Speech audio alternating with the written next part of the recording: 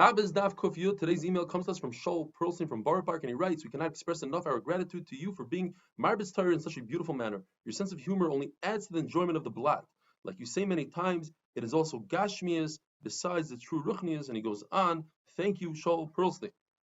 We're continuing to discuss different remedies, refuahs of Talmudic nature. If somebody's bit by a snake, he should find a fetus of a white donkey.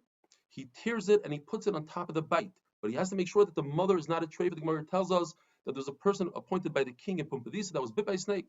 He found 13 white donkeys like that. He tore them open and he found that they were all treifa. He heard that there's one on the other side of town. He ran to the other side of town. And by the time he got there, a lion ate that final donkey.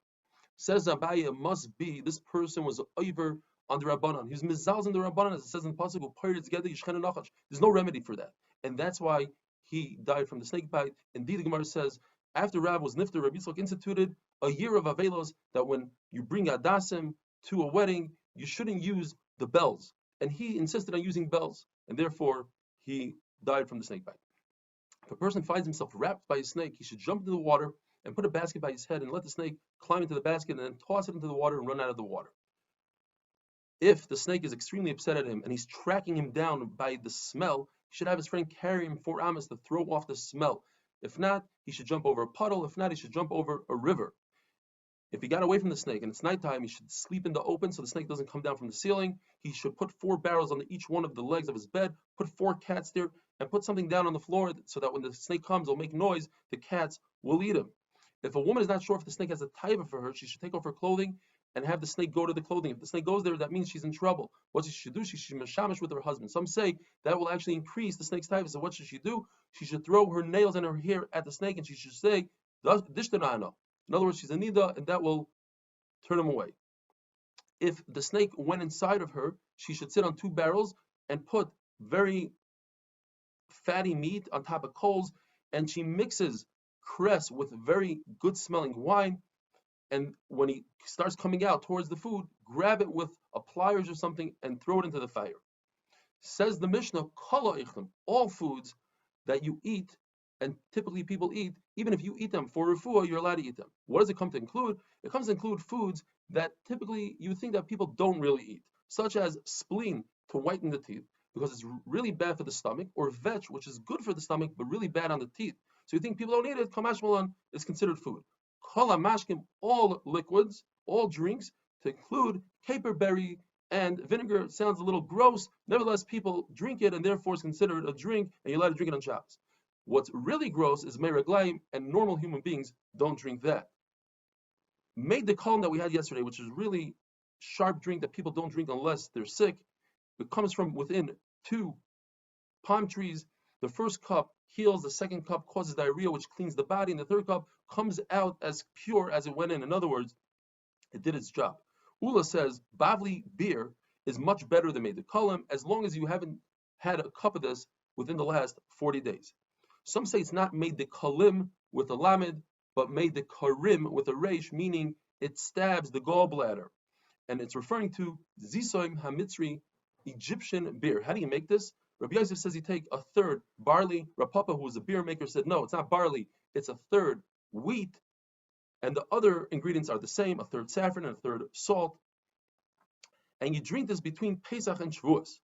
Koisi Karim that the Mishnah talks about consists of a zuz weight of Alexandria sap, and these are important ingredients to remember. Alexandria sap, a zuz of alum, and a zuz of saffron, and you grind them together. If a person has jaundice, you take 2 out of the 3 of these ingredients, and we'll have a little bit more of this later. And now the Gemara is going to give us 11 remedies, no less than 11 remedies for a zava. One of them is you take 3 of these ingredients. If you don't have the 3 ingredients, you could take 3 log or kapizi of Persian onions, and you cook them in wine, and that's the theme now, a lot of cooking with wine and beer, and you tell the woman, kum mezoivech. If you don't have that, you put her on a crossroad, you give her a cup of wine, and you have somebody come from behind and scare her. If you don't have that, you give her a handful of fenugreek, saffron, and cumin, and you cook it with wine, and you say, kum mezoivech. You don't have that, you take 60 clay barrel seals, and you smear it on her, and you say, kum mezoivech. You don't have that, you take something called pashtina, and you cook it in wine, and you say, kum mezoivech. You don't excuse the noise.